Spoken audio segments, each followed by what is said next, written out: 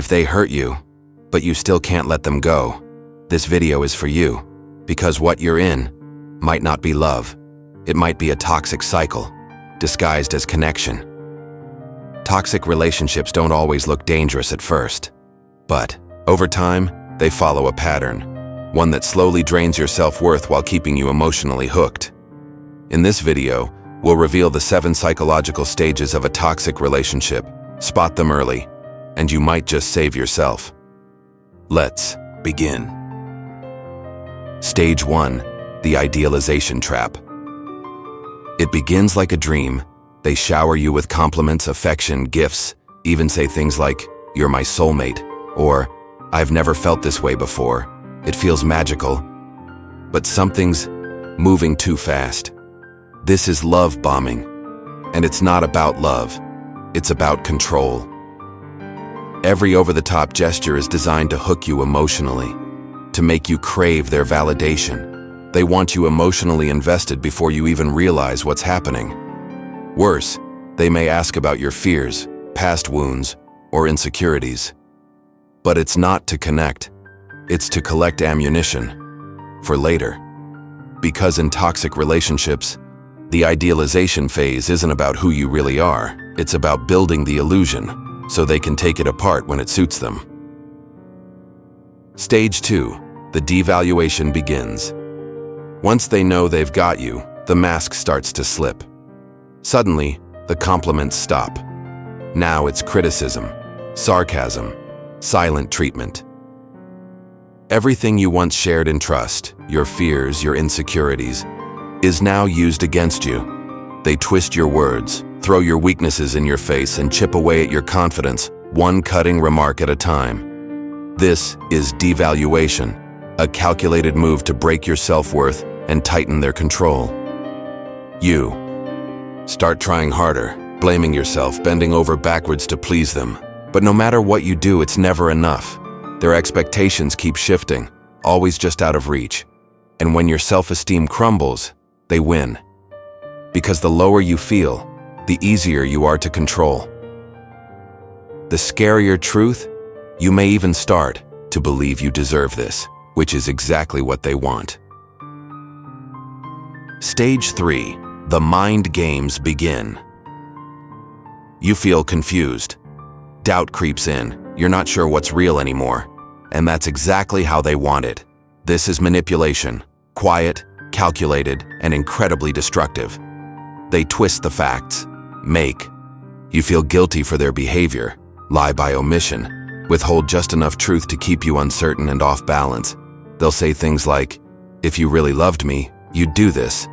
You're just imagining things. I only act this way because I care." But it's not love, it's control. Gaslighting becomes routine. You start second-guessing your memory, your feelings, your sanity. And slowly, you become easier to shape, to silence, to trap. When they break your trust and then make you apologize for it, that's not love. That's manipulation wearing a kind face. Stage 4. Isolation begins quietly. It doesn't happen all at once. You just start seeing your friends less, calling family less, pulling away from the people who once felt like home. But why? Because they're whispering things like, "They don't really care about you. I'm the only one who truly understands you." And at first it sounds like love, but it's not. It's control. By cutting you off from your support system, they make you more dependent on them. Fewer outside voices, less perspective. No one to remind you what healthy love actually looks like. So ask yourself, have I drifted from the people who once knew me best? Do I feel more alone, even when I'm with them? Because love should open your world, not cage it. And if your world keeps shrinking, that's not love. That's isolation, disguised as devotion. Stage 5, the reverse discard, when they make you walk away. They don't break up with you, they make you do it. Suddenly they go cold. They nitpick everything, your looks, your words, your presence. You feel ignored, drained, and constantly wrong. You try to fix it, but nothing works. That's the plan. This tactic, known as the reverse discard, is how manipulators avoid blame. They push you to the edge until you're the one who walks away. Then they play the victim. She left. Me. I did everything I could. It's all about image, control, and leaving the door open for a return, a tactic called hoovering. And while you're left feeling guilty and confused, they've already rewritten the story. But here's the truth. If someone makes you feel like the problem while treating you like a backup plan, you're not the one to blame. You're the one finally waking up. Stage 6. The direct discard. When they cut you off. Cold. When making you leave doesn't work, they do it themselves. Fast and without warning. One day you're there, the next you're nothing. No closure, no explanation.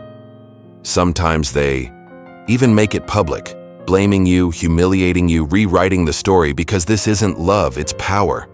They've already moved on to someone new. You're no longer their supply, just a stepping stone. And here's the twisted part. By cutting you off, they become more desirable. You chase answers, you question your worth. But it's not about you. It's about control. They vanish, but leave you emotionally trapped. Just remember, being discarded says nothing about your value. It exposes their manipulation.